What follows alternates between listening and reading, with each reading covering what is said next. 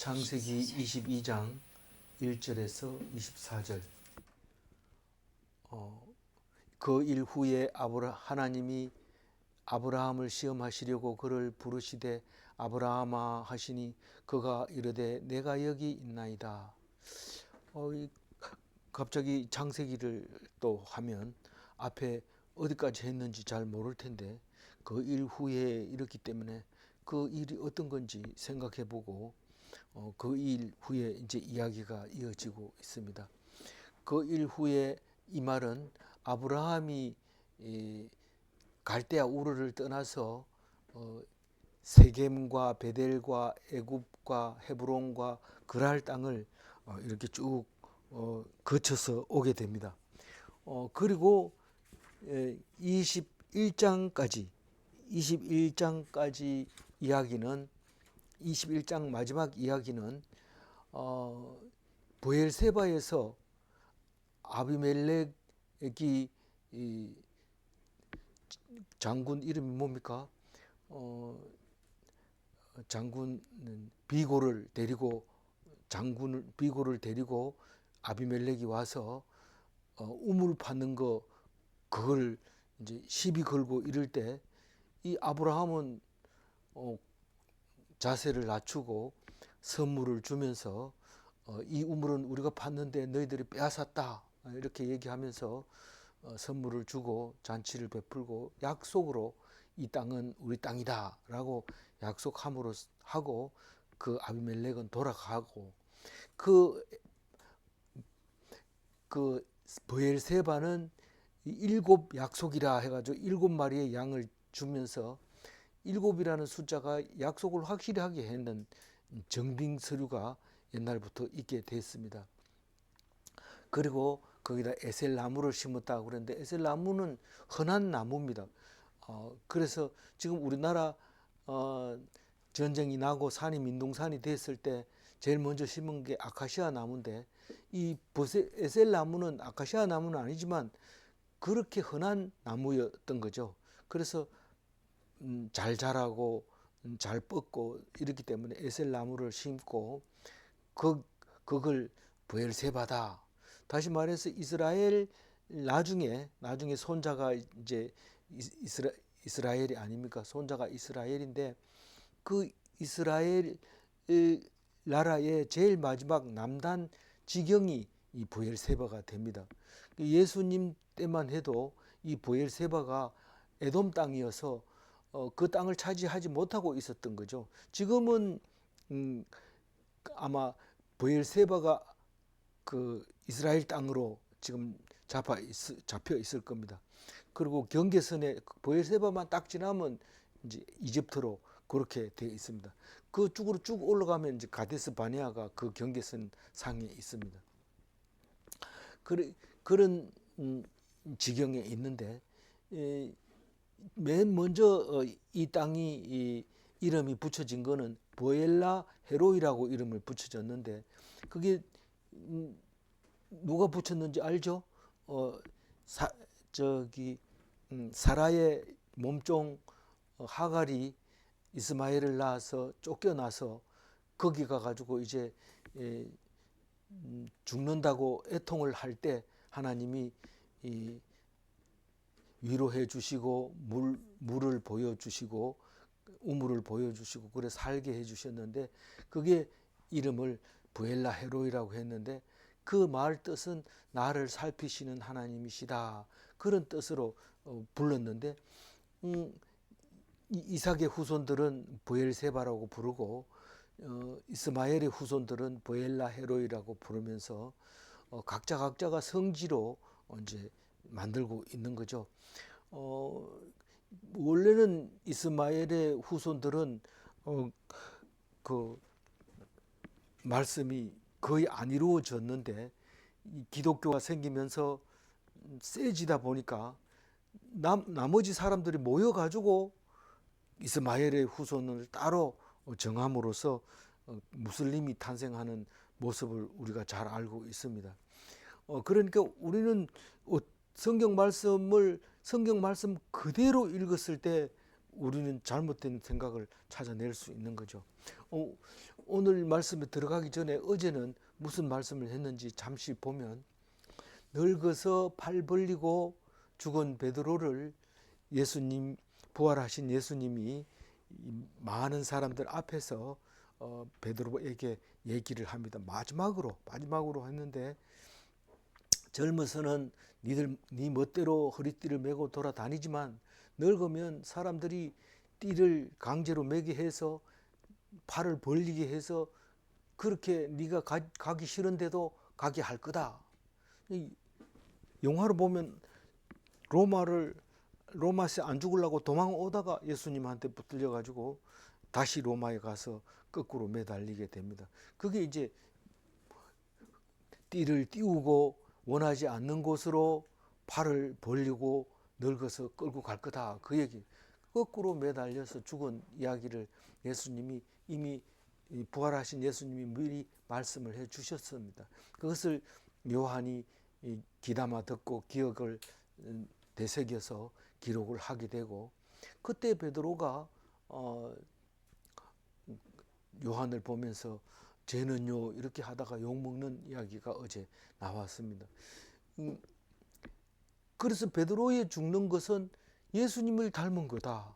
그걸 보면서 우리는 예수님이 하나님의 아들이기 때문에 십자가에 달릴 수 있는 거고, 우리는 못 달리는 게 아니라 우리는 우리의 십자가를 짊어지고 가야 된다. 베드로가 자기 십자가를 지고 간 것처럼 우리도 그렇게 지고 가야 된다. 그런 삶을 살아야 된다. 이런 생각을 하고 있는데, 초신자들에게 십자가에 져야 된다 이렇게 하면 겁이 나서 교회를 안 나옵니다. 그렇기 때문에 그런 얘기는 좀처럼 안 하고, 안 하다 보니까 아예 안 하게 됩니다. 왜냐하면 우리는 조금만 공부하면 이제 숙달이 돼서 예수님처럼 십자가를 질 수 있겠지 하고 기대는 하지만, 그러나 세월이 지나가도 계속 새신자만 있고 조금 신앙이 들어가나 싶으면 늙어 죽어버리고 이러기 때문에 예수님과 같은 그런 신앙을 가지기가 어렵습니다. 특별한 사람이죠, 예수님은.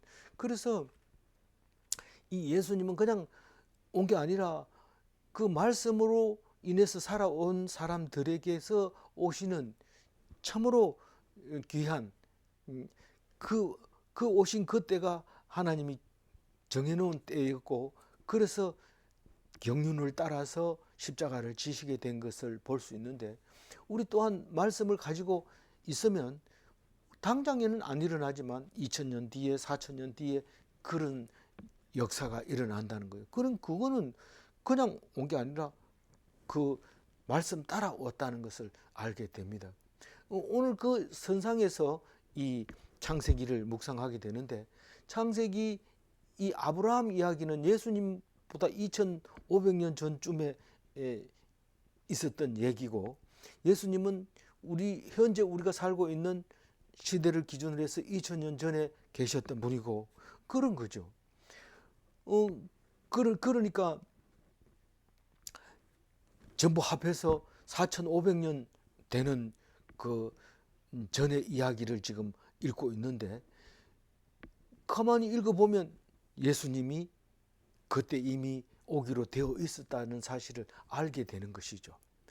그래서 오늘 그 일 후에 다시 말해서 보엘세바에다 자기 땅을 확정 짓고, 사실은 이게 그 아비멜렉에 하고 관계 없어요. 그러니까 블레셋하고는 관계 없는 이야기인데, 블레셋이 군대를 데리고 와가지고 지금 겁박을 하니까 겁먹은 거죠. 그리고 겁먹었는데 좀 주면 안 되겠나 이러면 빌려준 거기 때문에 나중에 주권 행사를 못 합니다. 그래서 거기서 당장 양 7마리를 딱 주면서 이거는 우리 땅이다, 더 이상 침범하지 마라, 확실하게 못 박았는 게 이름이 브엘세바입니다. 후손들에게 계속해서 브엘세바는 이스라엘 땅으로 기억하게 되는 건데, 그것도 남쪽 경계이기 때문에 굉장히 중요한 땅이었던 거죠. 지금도 이름이 브엘세바로 되어 있습니다.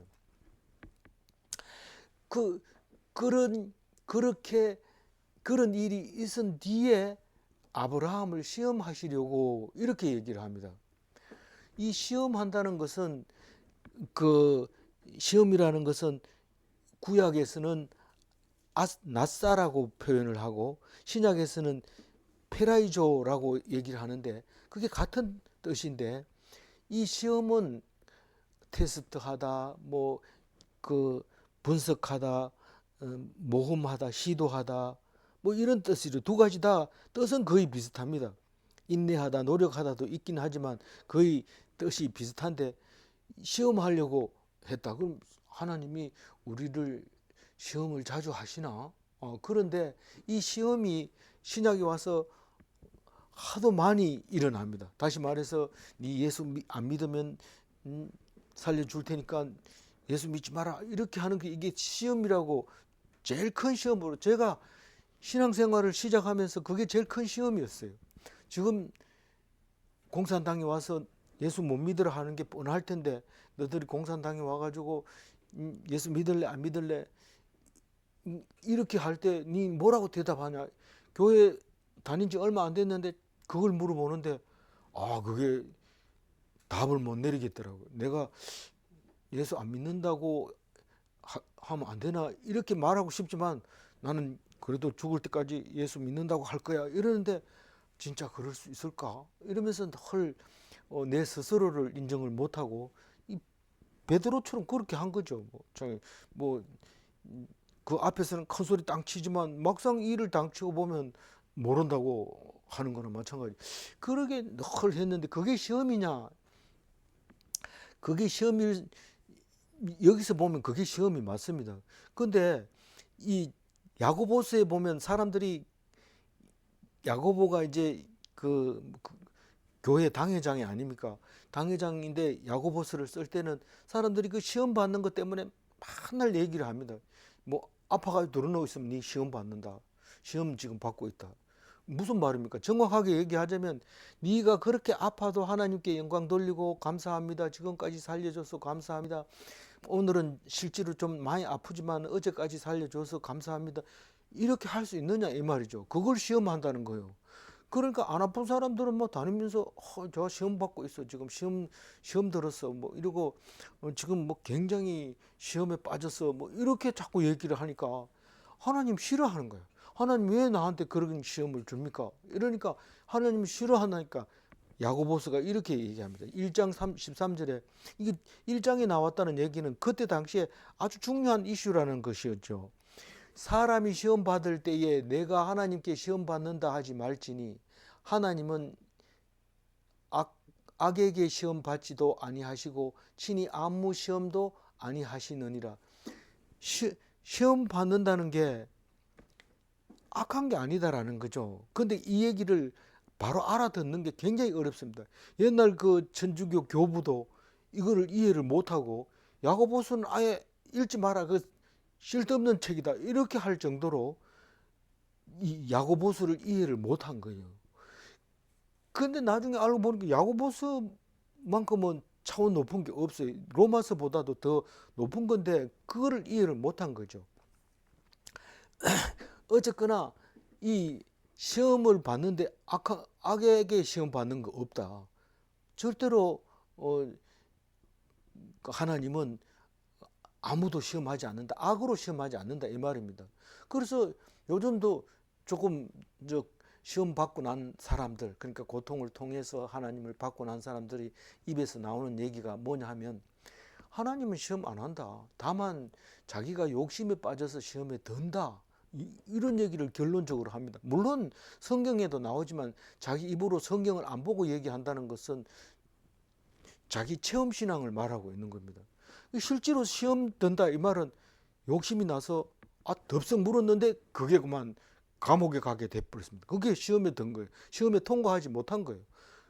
그게 욕심 때문에 시험에 드는 게 맞아요. 맞지만 여기서 하나님이 아브라함을 시험하려고 하는 것은 믿음이 확실한 것을 알고, 그 믿음을 이제부터는 네 스스로도 그렇고 남이 봤어도 그렇고 네가 확실하게 믿음이 있다는 걸 내가 보여주기 위해서 이 명령을 내릴 테니까 이 명령을 준행해라. 그게 아브라함을 시험하시려고 이런 겁니다. 그러니까 이게 좋은 거예요, 나쁜 거예요? 좋은 겁니다. 근데 현실적으로 보면 힘들어요, 안 힘들어요? 엄청 힘들어요. 이 외아들을 바치라고 하니까 엄청 힘든 건데 이걸 시험이라고 합니다. 그래서 글을 부르시되 이런데 왜 색깔을 다르게 칠해놨냐 하면 첫 번째 부르는 겁니다. 나중에 가면 두 번째 또 부릅니다.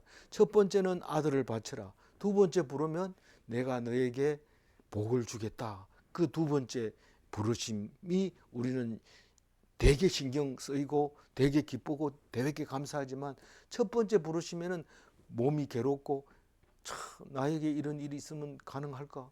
우리 아들 저 멀쩡한 아들이 하나님이 불러가시면 내가 괜찮을까? 이런 불안감이 떠오르게 됩니다.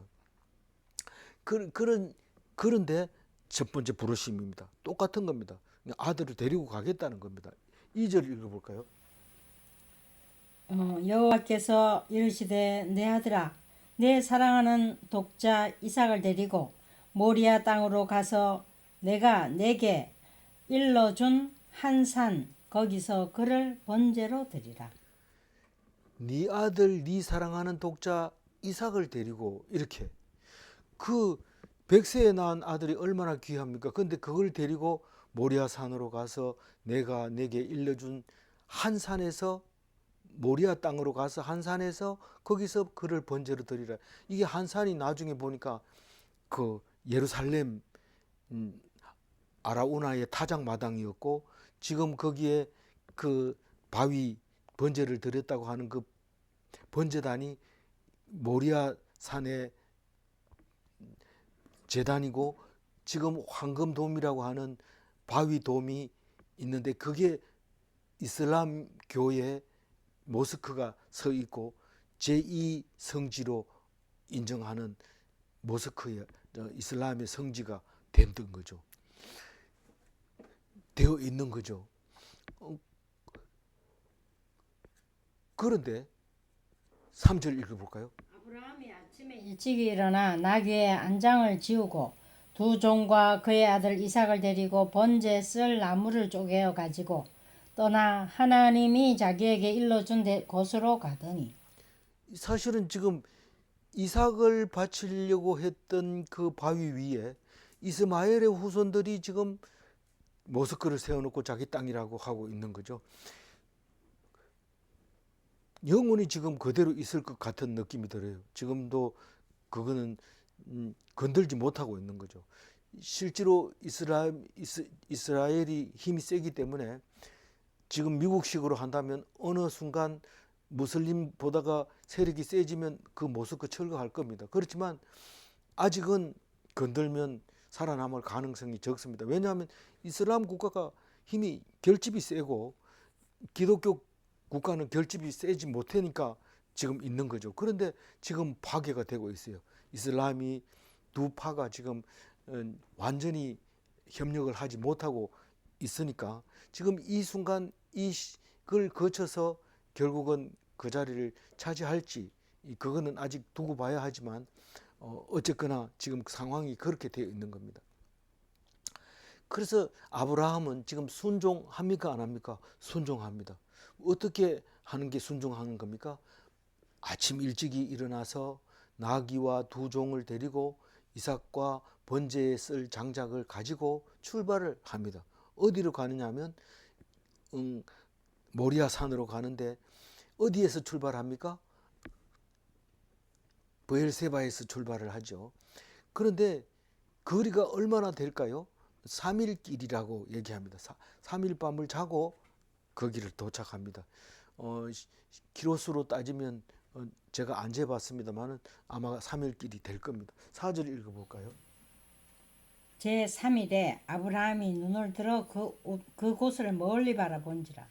이 멀리 바라본다는 것은 모리아 산을 바라보는 거고 그 산 중에서도 한 산은 거기 그 산에다가 이제 여기서 제사를 드려야 되겠다고 결정을 한 다음에 5절 읽어봅니다. 이에 아브라함이 종들에게 이르되 너희는 나귀와 함께 여기서 기다리라. 내가 아이와 함께 저기 가서 예배하고 우리가 너희에게로 돌아오리라 하고. 그러니까 예배하고 이 말은 제사 드리고 이런 말이잖아요. 그래서 우리는 그 예배를 제사라고 안 생각하고 있었어요. 그런데 우리 아들이 장가를 가라 하니까 못 가겠대요. 왜냐하면 옛날에는 며느리가 1년에 제사가 12번 있다 이러는데 뭐 6번 있다 그랬는가 뭐 그랬는데 그게 뭐 많습니까? 우리는 1년에 12번 있는데 이렇게 했어요. 그렇게 깜짝 놀래가지고 아 맞다. 우리가 예배를 그 제사라고 생각을 안 하고 그냥 일상생활처럼 하고 있었구나. 그래서 우리 아들이 부담을 갖고 있는 거구나 그런 생각을 했는데 그래서 뭐 그럼 오지 마라 뭐 결혼해라 그래도 이렇게 얘기를 했는데 또 막상 결혼하면은 뭐 안 온다고 뭐라 하겠죠. 뭐 눈빛만 봐도 벌써 알아채리고 괴로워하고 있겠죠. 어쨌거나 나귀는 이 두 종과 함께 내비두고 이삭하고 장작하고 그것만 들고 이제 모리아 산 꼭대기로 올라가는 겁니다.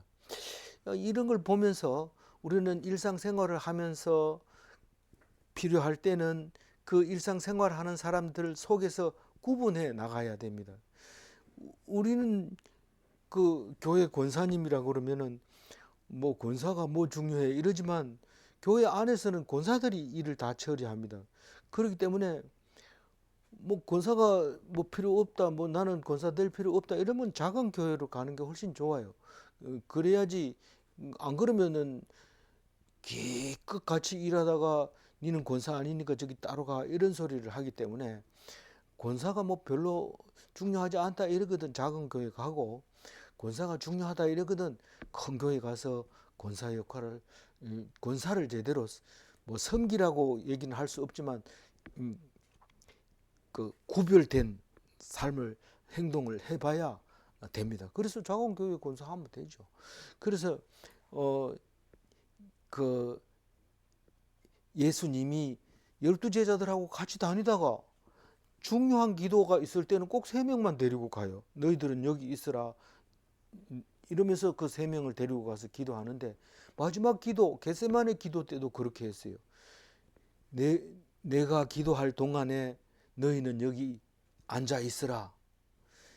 그리고 야고보와 요한과 베드로 이 3사람만 데리고 간 것을 볼 수 있습니다.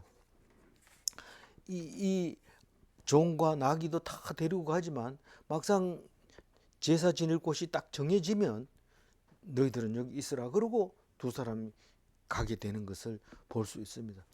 6절 한번 읽어볼까요? 아브라함이 이에 번제 나무를 가져다가 그의 아들 이삭에게 지우고 자기는 불과 칼을 손에 들고 2사람이 동행하더니 그 이제 이삭에게 이제 그 장작을 지키웁니다. 이 나이가 많아요. 이삭이 나이가 거의 어른이 다 됐어요. 근데 자기가 장작을 짊어지고 갑니다. 7절 읽어봅니다. 이삭이 그 아버지 아브라함에게 말하여 이르되 내 아버지여 하니 그가 이르되 내 아들아 내가 여기 있노라. 이삭이 이르되 불과 나무는 있거니와 번제할 어린 양은 어디 있나이까. 이게 지금 뭐 어떤 상황인지 알잖아요. 지금 다 큰 아들이 제사 지내러 간다 하면서 재물은 안 가지고 갑니다. 그런데 장작도 있고 불도 있고 나무도 있고 나무가 장작이죠. 그렇게 앞장서라 그러면서 이제 이삭을 지켜가지고 자기는 나이 많다 이러면서 안 짊어지고 그렇게 이제 산으로 올라갑니다. 근데 어지간하면 그냥 아버지가 뭐 하는 대로 이렇게 따라하는 게 아니고 꼭 질문을 해 보는 거예요. 아버지 이거 궁금한 게 있는데요. 왜 재물은 있습니까? 이렇게 물어보는 거죠. 이 상황이 우리는 그냥 이야기로 간단하게 이렇게 써가지고 오잖아요. 이제 뒤에 가면 족보가 나오지만 족보하고 지금 이게 그 내러티브 하는 이야기하고 이거하고는 너무 관계가 멀잖아요. 우리 족보 이름 벌써 잠이 오지만 이거는 지금 말하면은 귀가 쫑긋해지잖아요. 그러면 질문이 많이 나오잖아요. 이게 왜 이렇게 했는지 그거를 알 수 없어요. 그런데 이게 옛날에 우리 호랑이 담배 피운 거하고 마찬가지예요. 호랑이가 담배를 피우는 이야기를 만들지 않아도 되는데 그 만들어내는 이유가 몇 가지도 엄청 많은 이유가 되는 거죠. 아이를 달래게 할 때, 또 관심을 끌게 할 때, 또 상상을 만들어낼 때, 이 간단한 문장 하나 가지고 사람들에게 무한한 가능성을 보여주는 거나 마찬가지입니다. 그래서 말도 안 되는데 그게 오래오래 책으로 두껍게 나옵니다. 그리스 신화가 뭐 그게 전부 뭐 말도 안 되는 얘기를 그렇게 써놨는데 그리스 신화가 그렇게 많이 읽혀집니다. 근데 거기 애들 게임하는 거 보면은요, 전부 그리스 신화가 거기 신들의 이름이 등장을 합니다.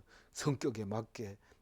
그리고 게임을 하면서 그 신이 어떤 신이라는 것을 알고 게임하면 훨씬 재미있고 그 이야기도 잘 전개되고 이러는 거나 마찬가지죠. 그러니까 뭐 공학적인 거나 물리학적인 거나 이런 것처럼 정확하게 알아가지고 그거를 공통적으로 이렇게 학회에서 발표한 대로 그걸 인정하고 그걸 연구하고 이런 식으로 딱딱 끼워 맞춰 가는 게 아니라 인문학적인 거죠. 그냥 허공치는 소리 같은데 그게 사람들의 심금을 울리는데 이 지금 오늘 얘기가 그와 같은 거예요. 그 내용은 잘 안 맞지만 있는 그대로 지금 이야기하고 있습니다. 아버지한테 물어봅니다. 어린 양이 제물이 어디 있습니까? 8절 읽어봅니다. 아브라함이 이르되 내 아들아 번제할 어린 양은 하나님이 자기를 위하여 친히 준비하시리라 하고 두 사람이 함께 나아가서 지금 이 8절 단어를 가지고 이 문장을 가지고 오래 묵상해 보면 뭐 이 어린 양 우리가 양을 하나님께 제사를 드리려면 사람이 준비를 해가야 되잖아요. 그런데 이때부터 사람이 하나님을 기쁘게 할 수 없다는 거예요. 사람이 하나님을 기쁘게 할 수 없다는 거예요. 뭐 천천의 수양을 갖다 드려요. 그 황소를 드려요. 하나님이 그거 먹습니까? 그거 기뻐하지 않는다고 몇 번이고 얘기를 했잖아요. 찬송을 불러요. 그러면 하나님이 찬양을 듣고 야 너희들 오케스트라 진짜 마음에 든다 이렇게 하니 그래 안 한다잖아요. 자꾸 그렇게 오는데 성전 마당만 밟고 시끄럽다는 거죠. 그러면 도대체 어떻게 된 거냐? 진짜 제물은 하나님이 스스로 준비한다는 거예요. 하나님이 스스로. 우리가 누군가가 우리 죄를 위해서 죽어야 되는데 우리가 그 죽어야 될 어떤 한 제물을 찾아내지를 못합니다. 그러나 하나님은 가능합니다. 하나님은 죄 없는 사람을 너희들을 대신해서 죽일 수 있습니다. 그게 하나님이 하시는 겁니다. 아브라함은 주신 이삭을 준 분도 하나님이고 이삭을 준 게 그냥 다른 사람하고 똑같이 준 게 아니고 백세에 줬습니다. 그 남자 백세가 아니고 여자 백세에 줬습니다. 그러니 아브라함은 나이가 좀 더 많죠. 그렇게 그래서 무슨 말이냐면 불가능한 것을 가능케 해준 분이 하나님입니다. 그런데 데려가시는 이도 하나님, 보내주시는 이도 하나님, 그거를 믿었다는 겁니다. 이 아브라함이 그 믿음입니다. 그 다시 말해서 지금 우리가 요한복음을 했으니까 말이지만 예수님이 하신 말씀 중에서 뭡니까? 친구를 위하여 목숨을 잃으면 목숨을 버리면 그보다 더 큰 사랑이 없다 할 때 완전히 피동되어 있는 거. 죽이면 죽고 살리면 살리고 그 사랑이 바로 아브라함의 믿음이라는 거죠. 그 믿음이 오늘 나타난 거죠. 주신 분도 하나님이고 데려가시는 분도 하나님이고 우리는 뭐 하나님 그 말고는 가지고 있는 거 없다. 다른 모든 이유를 어떤 이유를 대더라도 하나님 말씀만큼은 우리는 더 이상 이의할 수 없고 순종할 수밖에 없고 거기에 순종할 수밖에 없다. 그 얘기를 지금 하는 게 어린 양은 하나님이 자기를 위하여 친히 준비하시리라. 이 이삭도 더 이상 얘기 안 합니다. 이삭은 왜 말을 안 하냐 하면 이 아브라함이 하는 행동을 보면 하나님이 하는 거기에 완전히 피동돼서 움직이고 있는 모습을 봤기 때문에 이삭이 아브라함의 신앙에 대해서 왈가왈부할 수가 없었던 거죠. 그냥 아브라함은 하나님이 명령에 순종하는 사람이다라고 생각을 했기 때문에 자기 또한 아무 말도 못하고 그래요? 그러면서 따라간 겁니다. 그게 예수님의 모형을 벌써 보여주고 있는데 이게 그 시편에도 나와요. 여호와께서 자기를 위하여 경건한 자를 택하신 줄 너희가 알지어다. 우리가 경건해지거나 뭐 경건한 자를 우리가 택하거나 그런 게 아니라 하나님이 택해서 한다는 것을 말하고 있는데 언제부터냐? 기원전 2500년 전부터 이 생각이 있었다는 거예요. 그때가 언제냐? 그때 태양신을 섬기고 메소포타미아에서 문명이 한창 발달할 때 그때 이 생각이 들었던 거죠. 9절 읽어볼까요? 하나님이 그에게 일러 주신 곳에 이른지라 이에 아브라함이 그곳에 제단을 쌓고 나무를 벌려 놓고 그의 아들 이삭을 결박하여 제단 나무 위에 놓고 이거는 사람으로서는 아무도 모릅니다. 이삭도 모르지만 아브라함도 자기는 뭔지 모릅니다. 그냥 하나님이 가라 한 대로 가고 제단을 쌓으라 한 대로 제단을 쌓고 이제 제물을 올려라 한다고 해서 없으니까요. 없으니까 이삭을 올리라고 하는 줄 알고 있죠. 이 앞에 이야기 다 지워버리고 구절 이야기를 한다 하더라도 나무를 짊어지고 올라가서 불을 붙일 수 있는 준비 다 됐고 제단을 쌓아놨는데 제물을 올리라고 그러면 이삭밖에 없는데 그럼 바쳐야 되죠. 이거는 그냥 우리가 일상생활을 살아가면서 나도 모르게 그냥 역사의 바퀴에 굴러가는데 따라가는 거나 마찬가지입니다.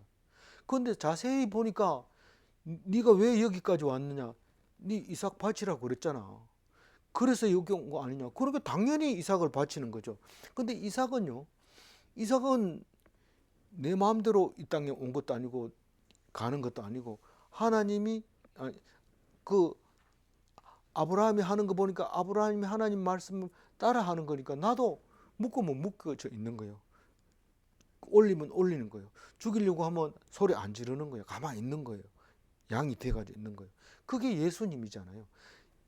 그 칼을 보고 죽이는 거 보고 현재 형편을 보면 내가 소리 지르고 나는 죽기 싫다고 소리를 지를 겁니다. 그렇다고 해서 바뀌어지는 거 없습니다. 예수님이 그와 같은 거죠. 십자가를 져야 되겠다고 어머니에게 들은 이야기를 또 아버지에게 들은 이야기를 딱 보면서 특별한 사람이라는 것을 알게 되었고 십자가를 져야 된다고 생각하면 이삭처럼 아무 말도 안 하고 나는 진짜 죽기 싫어요. 그렇지만 아버지 뜻대로 하세요. 그 얘기를 하고 있는 겁니다. 이삭이. 그러니까 이삭이 예수님의 본이며 또 아브라함이 우리의 믿음의 본이며 그런 것을 보여주고 있습니다. 이 10절 읽어볼까요? 손을 내밀어 칼을 잡고 그 아들을 잡으려 하니 이제 둘 다 아브라함도 이삭도 다 포기했습니다. 이제는 이삭이 죽은 거나 마찬가지입니다. 내리 찌르는 것만 내놓고는 나머지는 다 그대로 이삭을 포기하고 아브라함도 이제 아들 딸들이 없을 겁니다. 이스마엘이 있잖아. 이스마엘은 아니라고 했으니까 이건 아닌 거죠. 그리고 이삭도 포기하고 죽이려고 합니다. 11절 읽어볼까요? 여호와의 사자가 하늘에서부터 그를 불러 이르시되 아브라함아 아브라함아 하시는지라 아브라함이 이르되 내가 여기 있나이다 하며.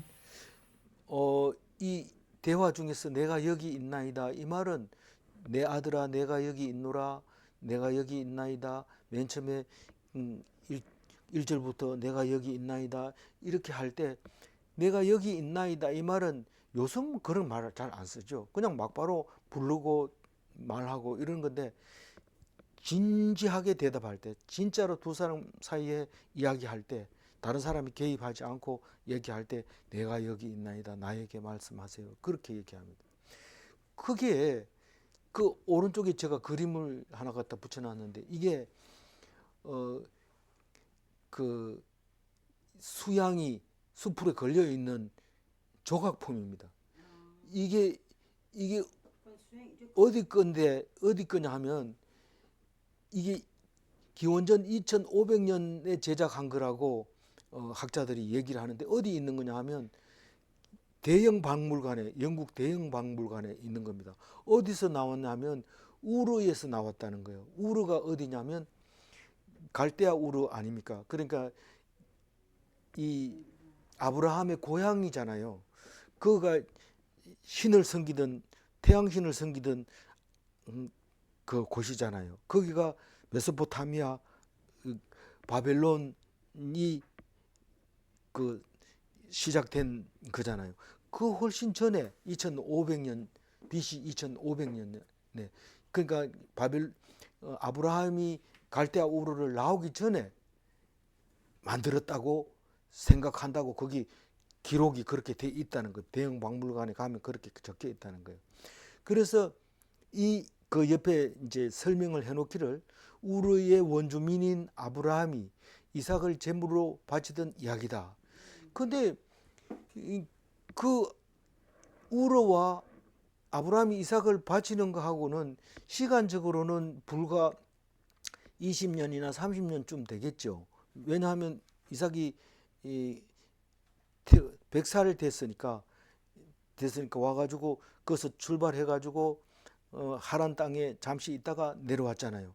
그러니까 그렇게 따지면 그런데 어쨌거나 우리는 이 물건을 보면서 이 유물을 보면서 아무래도 생각해도 메소포타미아에서 다 있었던 이야기가 다시 적혀 있는 거 아닌가. 이 창세기부터 시작해서 노아의 홍수 이런 것들도 다 거기 그 조르아트교에 기록이 돼 있는 거고 또 우리가 쓰는 거고 또 모세의 율법도 거기 보면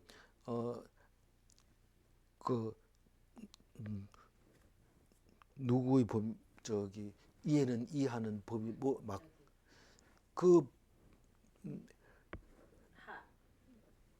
그 왕이 내린 그 쐐기 문자로 정해놓은 그런 법 그런 것들이 다 있었던 건데 모세가 만든 거는 그보다 기원이 늦지 않느냐 늦어서 그런 거죠. 시작은 바벨론 메소포타미아에서 제일 문명이 시작된 것은 사실입니다.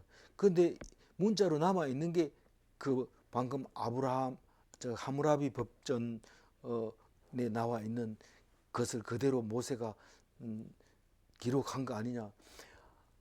그게 맞다 하더라도 쐐기 문자는 기록으로 그렇게 보편화돼서 공급을 못하지만 이 성경은 그 이야기를 적어가지고 간추려 놓고 우리가 알아듣기 좋게 기록을 하고 그걸로 끝나가지고 지금까지 온 게 아니고 이 글자가 우리 성경이 4,000년 전에 있었던 게 아니고 그 이야기가 새로 적고 다시 필사를 하고 요즘 필사하는 사람 참 많은데 그 필사가 계속 이구석 필사해가지고 이구석에 넣고 필사해가지고 다락에 넣고 이구석에 넣어서 동굴에 넣고 근데 불타면 이쪽에 남고 홍수가 나면 집에 게 남고 이래가지고 여기까지 온 겁니다. 그러니까 이 하무라비 법전이 뭐 오래돼 가지고 못 쓰는 게 아니라 기록에 남아 가지고 우리까지 오지를 못하니까요. 우리 손에 온 게 성경인데 이 성경의 위대함이 거기에 있는 거예요. 전중하면만 설교한다면 이건 설교가 후세에게 안 넘어갈 겁니다. 그러나 많은 사람들이 곳곳마다 설교하고 가르치고 공부하고 녹음해놓고 동영상 넣어놓고 이 컴퓨터에 넣고 저 컴퓨터에 넣고 막 넣어놨다가 그게 세상이 다 무너지고 났는데 그 하드디스크가 어디 남았는데 열어보니까 설교가 들어있고 은혜를 받고 이렇게 해서 오게 되는데 성경의 역사가 그렇게 놀라운 게 거기 들어있는 거예요. 그러니까 이게 4,500년 전에 있었던 이야기를 우리가 읽고 있는데 마치 이 신화처럼 이걸 읽고 그걸 아직도 믿고 있느냐 이렇게 얘기하면 안 되는 거예요. 그러니까 호랑이 담배 피우던 이야기는 그걸로 끝나서 우리는 교과서에 안 나옵니다. 호랑이 담배 피우는 이야기는. 그런데 미국에서 발행한 책을 읽어보면 원어로 적혀 있는 책이 있습니다. 제가 잘 못 읽어서 그림만 보고 치웠는데 호랑이 담배 피우는 이야기가 나옵니다. 그 그림까지 다 나옵니다.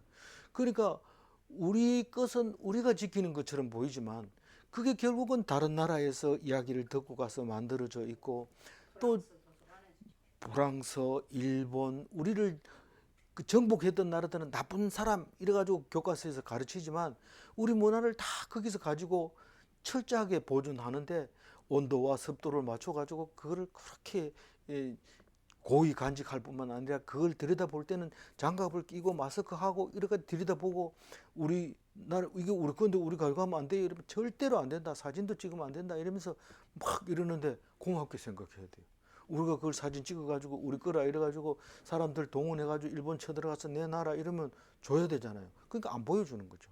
놔두는데 놔두는 게 좋아요. 우리는 그걸 관리할 능력 자체가 안 돼. 우리 대신에 다 그렇게 지켜주니까 얼마나 좋아요. 기다리면 되는 거예요. 근데 우리는 그거를 자녀들에게 가르쳐 줘야 되는데 그걸 안 가르쳐 주니까 뺏겼으니까 우리 거 아니다. 이런 생각하면 안 됩니다. 그 사람들이 우리 거를 보존하고 있다. 고맙다. 그리고 맨날 가서 사례를 하세요. 그러면 너희들 받은 거 있잖아. 너희들을 우리 문화를 지켜준다 해서 받은 선물도 많이 있는데 내놔라. 이러고 누가 해요? 우리 후손들이 똑똑하면 다 찾아 나옵니다. 그 나오는들 또 뭐합니까? 우리가 그런 민족이라는 것을 거기서 보기만 하고 그 사람들이 증명만 해주면 되는 거지. 우리가 애써서 뭐 해봤자 남들이 인정해 줍니까? 그 사람들 거 보고 인정 우리가 자랑하면 오히려 많은 나라들이 도로 인정을 하잖아요. 그러니까 우리는 걱정할 필요가 없어요. 하나님 말씀을 못 읽어가지고 문화재를 뺏기고 그 바보짓을 하는 거죠.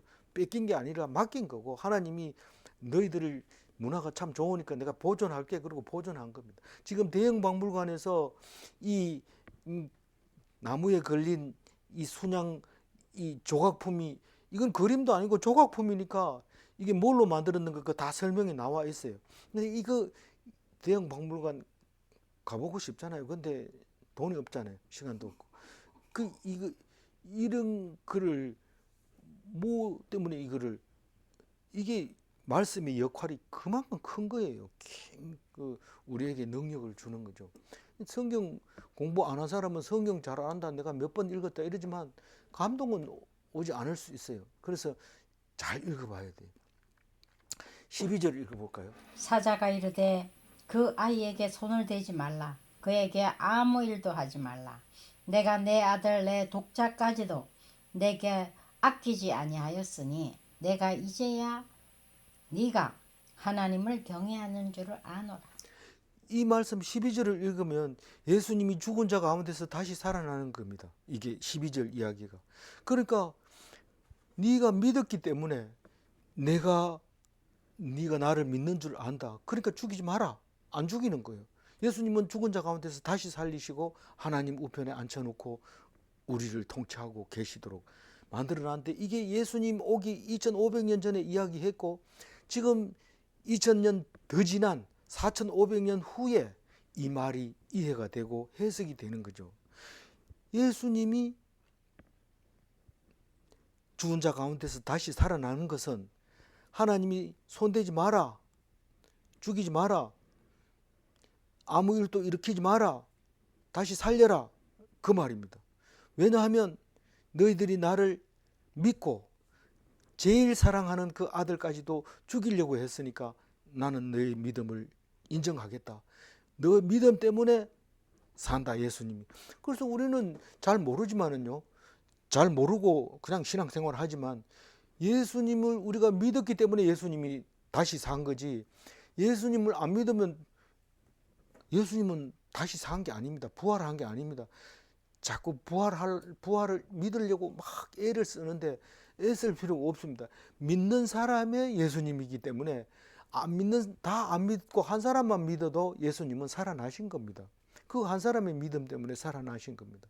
이 사람은 살아났다고 믿으니까요. 그러니까 예수님은 살아난 겁니다. 그거를 지금 12절에서 해석을 할 수 있게 되는 겁니다. 놀라운 거죠. 하나님이 친히 준비하신 겁니다. 우리가 가위바위보 해서 예수님 만들자, 죄 없는 사람 하나 뽑아가지고 죽이자. 그러면 우리 죄가 없어지고 또 이 사람도 살 거다. 근데 죄 없는 사람이 없어서 우리는 선택할 수가 없어요. 하나님이 선택해 줘야 돼요. 하나님이 준비해 주신다 이 말입니다. 13절 읽어볼까요? 아브라함이 눈을 들어 살펴본즉 한 숫 양이 뒤에 있는데 뿔이 수풀에 걸려 있는지라. 아브라함이 가서 그 숫 양을 가져다가 아들을 대신하여 번제로 드렸더라. 네. 그 유월절 어린 양, 그 양, 이 순양으로 나와 있는데 이 제물로는 순양을 주로 쓰죠. 그러니까 이 어린 양이 수풀에 걸려 있는 거예요. 그거를 아들 대신 드렸다. 근데 하나님의 아들을 죽여서 너무 아깝지 않느냐? 안 죽였다. 안 죽였다. 다시 살렸다. 그 얘기죠. 그러니까 우리는 가슴 아파할 필요 없어요. 하나님이 어떻게 자기 아들을 죽이기까지 우리를 사랑합니까? 너희들을 사랑한다 말이 안 되니까 사람으로 태어나서 사람이 당하는 고통을 통해서 너희들이 이렇게 죽어야 되는데 대신 죽는다는 걸 보여주기 위한 거죠. 하나님은 십자가에 못 박는다고 해가지고 죽거나 뭐 그렇지 않습니다. 안 그렇지만 사람으로 태어나서 십자가에 달리기 때문에 너희들과 당하는 고통을 그대로 해주기 위해서 그렇게 한 것뿐이죠. 그래서 우리가 죽는 게 겁납니까? 죽이려고 할 때 겁납니까? 죽이려고 할 때 겁납니다. 이걸 통과한 거예요. 우리는 토끼에다 뭐 그 연구 안 해도 그렇지만 토끼에게다가 무슨 그 물질을 조사를 해봤더니 토끼가 도망갈 때 뇌에서 나오는 물질이 있는데 일단 잡히거나 토끼장 안에 갇히면 그 물질이 안 나오는데 도망을 갈 때만 그게 나온다는 거예요. 그게 얼마나 사람을 힘들게 하고 에너지를 쓰고 하는지 모릅니다. 그러니까 우리는 도망갈 때 어려운 일을 당할 때 그때가 어렵습니다. 근데 막상 어렵거나 죽거나 죽임을 당했을 때는 편안하게 갑니다. 그래서 우리는 병 들어서 암이 걸려서 다른 사람은 안 걸렸는데 니 혼자 안 걸려서 다른 사람은 오래 사는데 니는 얼마 못 살아, 이럴 때가 제일 힘들죠. 일단 죽으면 다 누구나 가는 그것도 어렵지도 않고 또 암이 안 걸렸을 때도 어렵지 않습니다. 그 과정이 어렵습니다.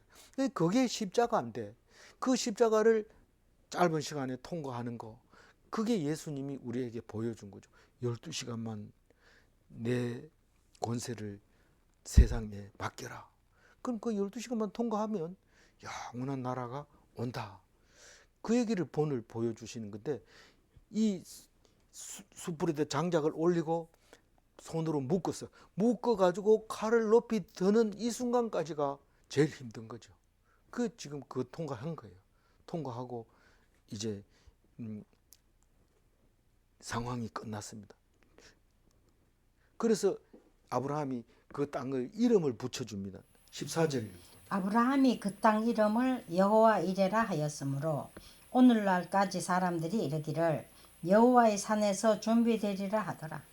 이레라는 말이 준비라는 뜻인데 여호와의 이레라는 것은 다른 데도 써먹기 때문에 예루살렘을 여호와의 이레다 이렇게 부르지는 않습니다. 그렇지만 이 14절 얘기는 그 땅 이름을 여호와 이레라고 했는데 실제로 내용은 여호와의 산에서 준비되리라 이렇게 말함으로써 뒤에 건 빼버리고 여호와의 산을 예루살렘이라고 한다.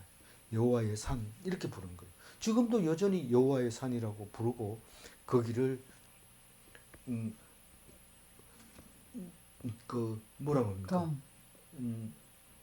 모리아 산이라고 우리가 믿고 있죠. 정확한 건 모르죠. 정확한 건 모르지만 우리는 그렇게 믿고 있는 거고, 그거 말고 대신 후보자로 모리아 산이 나타날 산은 없습니다. 그리고 우리는 그렇게 믿고 있고, 엉뚱하게 600년 뒤에 예수님 오시고 600년 뒤에 모하마드가 거기서 성천했다고 하면서 그다음 모스크를 줘놓고 우리 거다 목숨 걸고 지키는데 어떻게 합니까? 믿음이라고 하는 것은 우리가 엄청난 위력을 갖고 있습니다. 뭐 돈이 있다 보니까 이렇게 지게 됐다 이러면 바로 헐버리지만, 우리는 목숨 걸고 우리 교주가 여기서 성천했다 그러면 그거 지키면 그 교인들을 어떻게 하겠어요? 감당 못해. 그냥 일단은 놔둡니다. 그러나 목표는 그거 없애는 겁니다. 결국은 아브라함이 이 이삭을 바친 그 재단을 뺐을 겁니다. 뺐을 때까지 열심히 싸울 겁니다. 이제 앞으로 이제 그 이삭 얘기는 끝나고요. 15절 읽어봅니다. 여호와의 사자가 하늘에서부터 두 번째 아브라함을 불러 첫 번째는 알겠는데 두 번째는 뭘까요? 복을 주겠다는 거예요. 이삭을 죽이지 마라. 내가 복을 주겠다. 첫 번째 거를 잘 들었기 때문에 두 번째 부르는 거지, 첫 번째 거를 잘 안 들으면 두 번째 거가 들리질 않습니다. 첫 번째 거 들었는 게 통과된 거예요. 시험에 통과된 거예요. 이삭이 살아남았습니다. 그 하나, 겨우겨우 남은 그 하나를 통해서 바다의 모래같이 하늘의 별과 같이 많은 후손을 주겠다고 약속하는 게 두 번째 부르는 이유입니다. 예수님은 한 사람이 십자가에 달렸지만 그 예수 믿는 사람이 하늘의 별과 같이 바다의 모래같이 많은 사람이 하나님의 아들이 되는 겁니다. 예수님 때문에. 그 얘기가 15절 두 번째 이야기를 하고 있는 겁니다. 예수님이 살아나는 것만 중요한 게 아니라 예수님을 믿는 사람의 수가 그렇게 많다는 것을 두 번째 약속으로 하고 있습니다. 16절 이르시되 여호와께서 이르시기를 내가 나를 가르쳐 맹세하노니 네가 이같이 행하여 네 아들 네 독자도 아끼지 아니하였은즉. 그러니까 어이쿠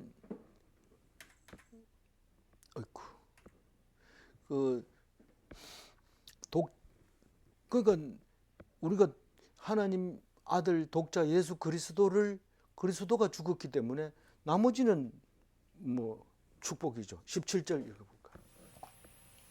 내가 네게 큰 복을 주고 내 씨가 크게 번성하여 하늘의 별과 같고 바닷가의 모래와 같게 하리니 내 씨가 그 대적의 성문을 차지하리라.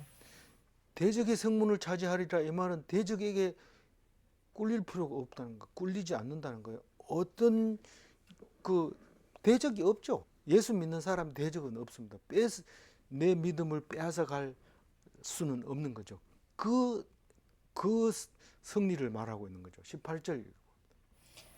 또 내 씨로 말미암아 천하 만민의 복을 받으리니 이는 내가 나의 말을 준행하였음이니거니와 준행하였음이니라 하셨다 하니라. 만민이 복을 받으리니, 기독교인으로서 예수님으로 인해서 복을 받게 됩니다. 그 얘기는 수없이 반복했잖아요. 예수 안 믿었다면, 예수님이 안 왔다면 우리나라가 아니라 인류가 이렇게 편안하게 살 수 있느냐. 아프리카 사람들은 하나님을 모르기 때문에 사는 게 그냥 엉망진창으로 살지만 예수님 말씀이 딱 들어가면 그래도 물도 먹을 수 있고 질병도 없을 수 있고 기생충도 덜 걸리고 그렇습니다. 왜냐하면 이 복이라는 게 하나님을 믿고 순종할 때만 복을 받는데, 하나님 말씀이 없으니까 그냥 더러운 데 막 살고 그냥 있는 대로 살고 이러다 보니까 망할 뿐만 아니라 힘이 좀 세지고 살아가는 방법을 알면 상대방을 정복해가지고 종으로 만들어버리고 이러니까 지금 상황이 아니죠. 근데 그리스도는 그런 일이 절대로 없게 되는 거죠.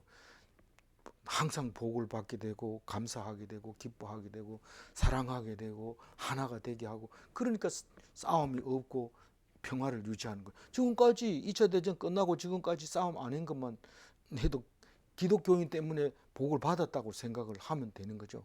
그 얘기를 지금 하고 있습니다. 19절 이에 아브라함이 그의 종들에게로 돌아가서 함께 떠나 부엘세바에 이르러 거기 거주하였더라. 그러니까 첫 번째 불렀는 이야기와 두 번째 불렀는 이야기 둘 다 이야기 끝났어요. 하나는 외아들을 사랑하기까지 너희들이 사랑한 믿음을 내가 알았다. 그리고 그 아들을 통해서 내가 복을 주겠다. 그 두 가지고 19절부터는 이제 네 가지의 이야기를 하는데 다 다른 이야기를 하고 있어요. 19절 얘기는 브엘세바에 갔다. 그러니까 저기 예루살렘에서 브엘세바로 가가지고 원래 출발했던 자리로 되돌아가서 브엘세바, 거기서 살았다. 20절 읽어보면. 이 일 후에 어떤 사람이 아브라함에게 알리어 이르기를 밀가가 당신의 형제 나홀에게 자녀를 낳았다 하였더라. 그러니까 이 일 후에는 뭐 우리가 여태까지 앞에 했으니까 얘기 안 해도 되지만 밀가는 누구고 나홀은 누굽니까? 밀가하고 나홀하고는 부부 사이고 그 다음에 이 밀가는 하란의 딸입니다. 하란과 나홀은 형제 사이입니다.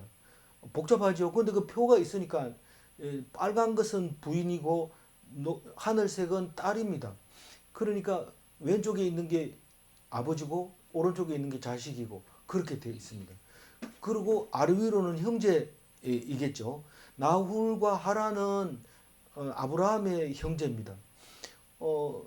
그러니까 20절 얘기는 밀가에 대해서 이야기하고 있는데 나홀의 마누라 밀가는 동생 하란의 딸 밀가가 하란이 딸 밀가입니다. 그러니까 하란이 낳은 겁니다.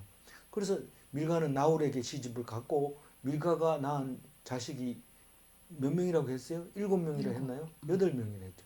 우스, 부스, 그무엘, 게셋, 하소, 빌다스, 이둘람, 버두엘 이렇게 8명이라고 얘기를 하고 있어요. 22절 읽어보세요. 21절 안 읽어요? 21절 읽어보세요. 그의 맏아들은 우스요 우스의 형제는 부스와 아람의 아버지 거무엘과 게셋과 하소와 빌다스와 이둘람과 부두엘이라. 이게 23절도 읽어주세요. 이 8사람은 아브라함의 형제 나홀의 아내 밀가의 소생이며 부두엘은 리브가를 낳았고. 그러니까 23절까지 읽어보면 지금 리브가 이야기를 하려고 지금 얘기하는 거예요. 리브가가 누굽니까? 이삭의 아내. 이삭의 아내를 지금 설명하려고 이 21절, 22절, 23절, 뭐 20절부터 시작해서 23절까지 얘기하고 있는 겁니다. 그거는 표에 나와 있으니까 보면 되죠. 그리고 하란은 저기 그 갈대아 우르에서 벌써 죽었어요. 예. 이 롯과 이스가와 밀가만 남겨놓고 죽어버리고 이 식구들이 다시 온 식구가 하란 땅으로 올라옵니다. 하란은 죽었지만 올라와서 이제 하란에 와서 롯은 아브라함이 데리고 오지만 밀가는 동생한테 이제 진려가 동생한테 이제 시집 간 거죠. 그렇게 해서 밀가가 낳은 게 8명이라고 얘기하고 있습니다. 그 밀가가 낳은 중에서 딸이 리브가가 있는데 그게 이삭의 이제 아내가 될 거고 이삭이 낳은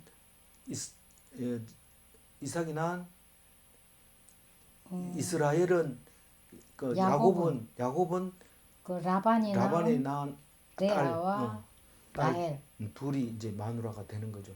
그러니까 순서대로 보면 밀가가 삼촌한테 시집을 갔지만 리브가는 결국은 당숙한테 가는 겁니다. 그러니까 이삭은 이 아버지 반열이지만 아버지 버두엘의 사촌이니까 아버지의 사촌한테 갔으니까 당숙한테 시집 갔습니다. 그런데 레아와 라헬은 육촌한테 시집 갔으니까 아버지 육촌한테 갔으니까 칠촌 제당숙한테 시집 간 겁니다. 그러니까 한 세대를 넘어갈수록 한 촌수가 넘어가는 것을 볼 수 있어요. 글쎄 뭐 사돈이 8촌 이러면 아주 남인데 지금 7촌 아재한테 시집 간 것까지 이제 이야기가 나오고 8촌은 안 나오죠. 성경에도 안 나오는데 우리도 안 나오는 거죠. 마지막 24절은 나홀의 첩 예, 루우마라 하는 자도 데마와 가함과 다하스와 마아가를 낳았더라.